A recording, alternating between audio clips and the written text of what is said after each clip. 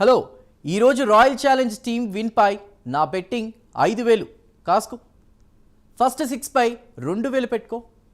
6 miss అయిందా 2,000 పోయా. 6 కొట్టాడా అయితే 4,000 పెంపు. ఇలా నిత్యం వందలాది ఫోన్లు ఒకప్పుడు నగరాల్లో మారుమోగేవి. కానీ ఇప్పుడు చిన్న చిన్న పట్టణాలు గ్రామాల్లోనూ బెట్టింగ్ షురూ అయింది. మ్యాచ్ స్టార్ట్ అయిన క్షణం నుంచి టీవీ ముందు కూర్చుని ఫలానా టీం పక్షాన బెట్టింగ్ ఇంత, ఆయన బౌలింగ్పై ఇంత అంటూ యథేచ్ఛగా గ్రామాల్లోనూ బెట్టింగ్లు నిర్వహిస్తున్నారు. 100 నుంచి మొదలవుతున్న ఈ వ్యవహారం వేలు లక్షలకు చేరుకుంటుంది.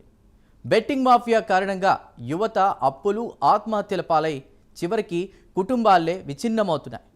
బెట్టింగ్ భూతం వారిని వదలడం లేదు.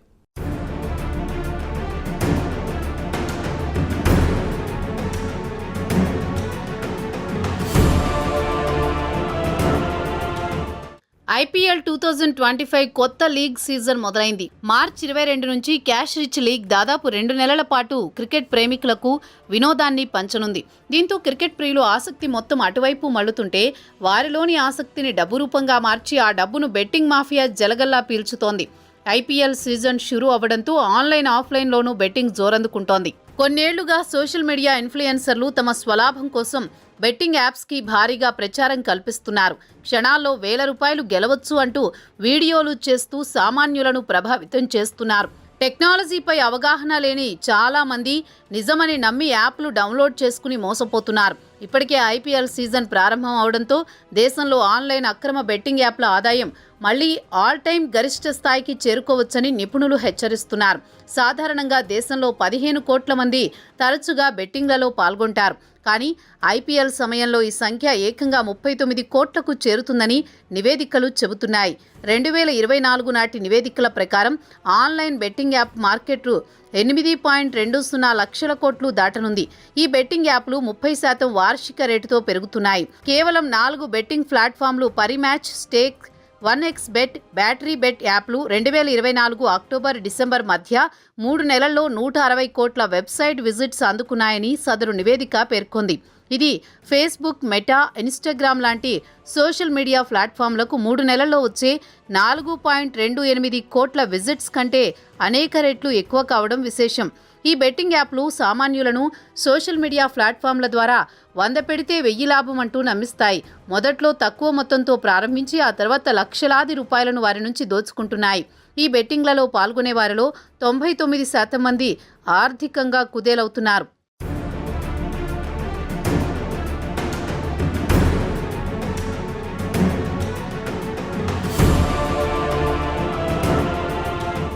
యాప్ల ద్వారా యువత క్రికెట్, ఫుట్బాల్, టెన్నిస్ వంటి ఆటలపై బెట్టింగ్లు వేయవచ్చు. ఆటలకు, క్రీడలకు సంబంధించిన టీంలను ఎంచుకునేందుకు రియల్ లైఫ్ స్పోర్ట్స్ ఈవెంట్ల ఆధారంగా ఇతర యూజర్లతో కలిసి ఆడేలా రూపొందిస్తారు. ఆన్లైన్ క్యాసినో యాప్లు పోకర్, బ్లాక్ జాక్ లాంటి వివిధ క్యాసినో గేమ్లు ఆడేలా ప్రోత్సహిస్తాయి. చట్టబద్ధంగా రియల్ మనీ గేమింగ్ యాప్లను నిర్వహించే డ్రీమ్ 11, పోకర్ బాజీతో సహా చట్టపరమైన ఆర్ఎంజీ సంస్థలు 28% జీఎస్టీ పరిధిలోకి వస్తాయి. బెట్టింగ్ యాప్లు ఈజీగా ప్రచారం పొందుతున్నప్పటికీ వాటి చుట్టూ అనేక చట్టవిరుద్ధమైన సమస్యలున్నాయి. అనేక బెట్టింగ్ యాప్లు సరైన అనుమతులు లేకుండానే నిర్వహిస్తున్నారు. బెట్టింగ్ యాప్లను తరచూ మనీ లాండరింగ్ కోసం ఉపయోగిస్తారు. ఎందుకంటే అవి యూజర్లు పెద్ద మొత్తంలో డబ్బును బదిలీ చేయడానికి వీలును కల్పిస్తుండటంతో కొన్నిసార్లు చట్టవిరుద్ధమైన యాప్లు టెర్రరిస్టు ఫైనాన్సింగ్కు మార్గాలుగా కూడా పనిచేస్తాయని తెలుస్తోంది. బెట్టింగ్ యాప్లు మ్యాచ్ ఫిక్సింగ్ వ్యవహారాలతో సంబంధాలు కలిగి ఉండడంతో ఈ తరహా కార్యక్రమాలు ఆటల ఫలితాలను ప్రభావితం చేయడానికి ఆటగాళ్లు, జట్లకు లంచం ఆఫర్ చేస్తున్నారు.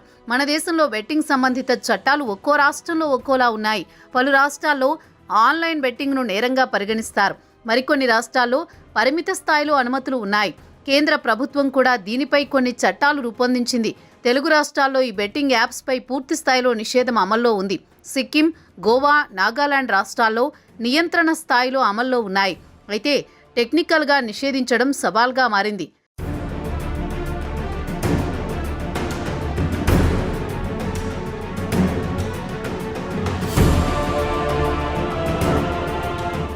బెట్టింగ్ జోలికి వెళ్ళకండి. బెట్టింగ్ అలవాటు మీ జీవితాన్ని నాశనం చేస్తుందని పోలీసులు ఎంత మొత్తుకున్నా యువత బెట్టింగ్ భూతానికి బలి అవుతూనే ఉన్నారు.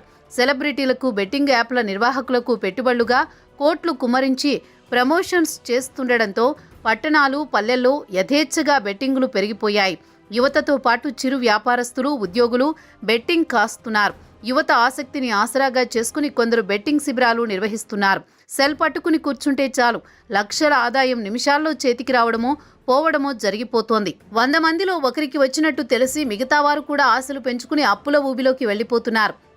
ఐపీఎల్ సమయంలో బంతికి, పరుగుకు, బౌండరీకి, సిక్సర్కు, వికెట్కి బెట్టింగ్ జరిగినట్టు యాప్స్ ద్వారా విచ్చలవిడి బెట్టింగ్లు జరుగుతున్నాయి. బెట్టింగ్లో డబ్బులు వస్తే రాత్రికి రాత్రే లక్షాధికారులం అవుతామని భ్రమపడుతున్నారు. ఆఫ్లైన్తో పాటు 1xBet, Megapari, most bet, Paripesa, Raja bets, 888 చా పరిమ్యాచ్, 10C RIC, మెల్బెట్, మేట్బెట్, 1xBet, rabbit, BC.game, 22 bets, stake.com, Dafabet పేర్లతో ఎన్నో official, unofficial online betting apps పుట్టగొడుగులా పుట్టకొస్తున్నాయి. చేపకు గాలం వేసినట్టు యువతకు మొదట్లో 100కు 200, 1000కి 2000 ఇస్తూ మెల్లగా ఈ ఊబిలోకి లాగుతున్నారు. ఈ ఆన్లైన్ బెట్టింగ్ యాప్స్ అన్నీ ఇల్లీగల్ అని కూడా చెప్పలేం. చట్టపరంగా game of chance, game of skill అని ఉంటాయి. గేమ్ ఆఫ్ ఛాన్స్ అన్నీ దాదాపు ఇల్లీగల్, గేమ్ ఆఫ్ స్కిల్ అన్నీ దాదాపు లీగల్ అని చెప్పవచ్చు. దీంతో దేశవ్యాప్తంగా ఇలాంటి యాప్స్ను ఇల్లీగల్ అని ప్రభుత్వం ప్రకటించలేని, బ్యాన్ చేయలేని పరిస్థితి నెలకొంది. ఎక్కడో జరిగే గేమ్స్ ఎలా జరుగుతున్నాయో కూడా తెలియదు. వాటిలో డబ్బులు పెట్టి ఎక్కువ మొత్తంలో కోల్పోతూ ఉంటారు. కేంద్రం ఇల్లీగల్ బెట్టింగ్ యాప్స్ విషయం నిర్ణయం తీసుకోకపోవడం కూడా ఓ కారణంగా పోలీసు అధికారులు చెప్తున్నారు. ఈ వ్యవసనానికి యువత బానిసగా మారి అప్పులు తీసుకొచ్చి బెట్టింగ్ ఆటలాడి వాటిని తీర్చే మార్గం లేక ఆత్మహత్యలకు పాల్పడుతున్నారు. పోలీసులు ప్రత్యేక నిఘా ఏర్పాటు చేసి ఎక్కడికక్కడ కట్టడి చేస్తున్న లోన్ యాప్లు, మైక్రో ఫైనాన్స్ సంస్థల్లో అప్పులు చేసిన యువత వాటిని తీర్చలేక, వారు పెట్టే బాధలు భరించలేక బలవన్మరణాలకి పాల్పడుతున్నారు.